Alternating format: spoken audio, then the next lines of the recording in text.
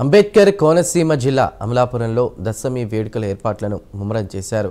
వేడుకలకు సంబంధించిన సన్నాహక కార్యక్రమాన్ని నిర్వహించారు. సాంప్రదాయబద్ధంగా బేతాళ పూజకు అంకురార్పణ చేశారు. ఉత్సవ కమిటీ పెద్దల సమక్షంలో కొంకాపల్లిలో ఆయుధ పూజలు చేశారు. పూజల తర్వాత తాలింఖానా ప్రదర్శన చేశారు. ప్రతి ఏడు విజయదశమి వేడుకలకు 3 వారాల ముందుగా చెడి తాలింఖానా విద్య పట్ల శిక్షణ ఇస్తామని కమిటీ ప్రతినిధి పనస్తా బుజ్జి తెలిపారు.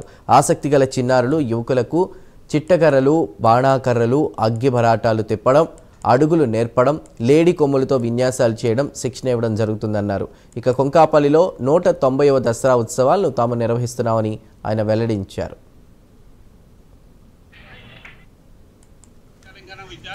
ఈ విద్యలో చిట్టకర్రలు, బాణాకర్రలు, అగ్గిభరాటకర్రలు తిప్పడం, అడుగులు నేర్పడం, ఈ లేడి కొమ్ములతో విన్యాసాలన్నీ ఇప్పుడు నుంచి ట్రైనింగ్ అయ్యి గత ఈ నెలలో ట్రైనింగ్ అయ్యి రేపు వచ్చే దశమి 2వ తారీఖున ఈ అమలాపురం పట్టణంలో ఒక 5-6 వీధులు ప్రదర్శించి ముమ్మరం గేటు వెళ్ళి అక్కడి నుంచి రిటర్న్ అయ్యి మళ్ళీ కొంకపల్లి వస్తాం. ఈ సంవత్సరం 190వ సంవత్సరం.